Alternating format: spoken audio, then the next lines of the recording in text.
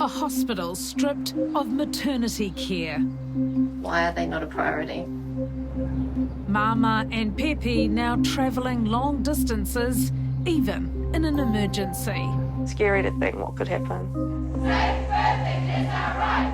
Locals are pleading with Te Whatu Ora not to ghost the coast. There seems to be a kind of hiring go slow, and that is what's running the system down. What assurances can you give that this won't end in something terrible? I don't think I can say that nothing will go wrong. It's our community that's being harmed by this.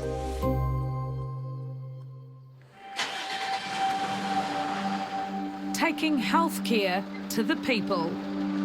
It's a new way of doing things. We want to provide not just care, but high quality care that people are not currently getting. Everybody should be entitled to the same level of care that you get no matter where you live. For whānau living in this remote rohe, having safe and equitable access to healthcare is a challenge. It's serious stuff. The distances are just huge for us. More than 250,000 residents live in Te Whatu Ora's Bay of Plenty catchment, which stretches from Tauranga to Wharekahika Hicks Bay on the east coast. Main roads like this out to Waimana can be closed for days, cutting off whānau or forcing longer detours. And if you're having a baby, it's made even harder. In January, the nearest hospital with full maternity care in Whakatāne closed its obstetrics department after all 4 specialists left. Any birth needing intervention, including a common epidural, must now be done at Tauranga Hospital, more than an hour away. I think there is deep concern that we're gonna see fatalities here. Those fears prompted locals to take to the streets. In a hikoi organised by Whakatāne Councillor Nándor Tánczos. Don't forget there's a petition. I think there is a level of service that we're missing out on that we need in this community. Some of the biggest issues with recruitment, which has led to these chronic shortages, has come since the directive has come from central government around cost cutting. We came to support the services remaining in Whakatāne. It's vital that we do.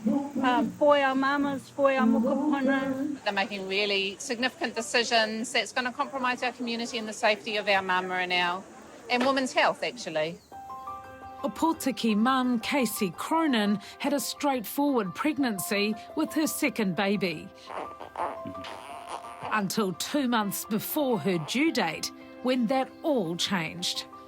I had complications from about 32 weeks. He stopped growing. At the time I was being monitored in Whakatāne with the obstetricians there. Had a great plan in place. Then with no notice, the unit closed. Kaysea was sent to Tauranga. Just in time, her labour came on unexpectedly the next day. So I had him in an hour 10, and there's no way of getting from Ōpōtiki to Tauranga in an hour and 10 minutes. Scary to think what could happen. I think if I'd had him on the side of the road and that had happened, it would have been horrible, horrible experience. Kaysea was discharged within 4 hours of giving birth. So I had about 4 nurses tell me that I wasn't a priority and that they were short-staffed. A nurse at Tauranga Hospital told you you weren't a priority. Yeah.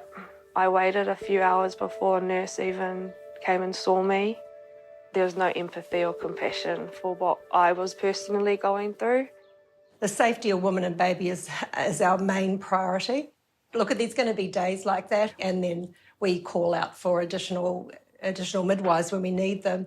But that's not an unusual situation in Tauranga or across probably the region as well. But, you know, there's been no shifts that have been unsafe, because I would know about those.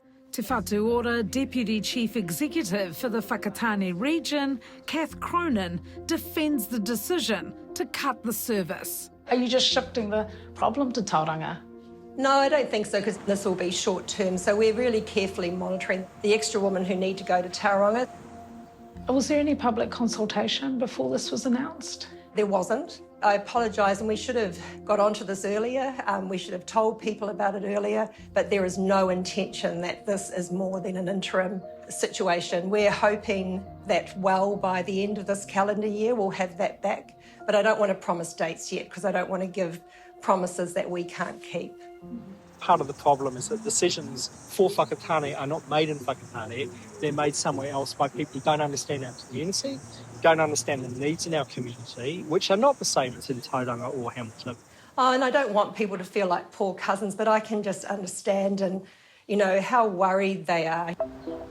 Bay of Plenty is a growing area. Last year, Whakatāne Hospital birthed 640 babies. You've heard similar stories to yours?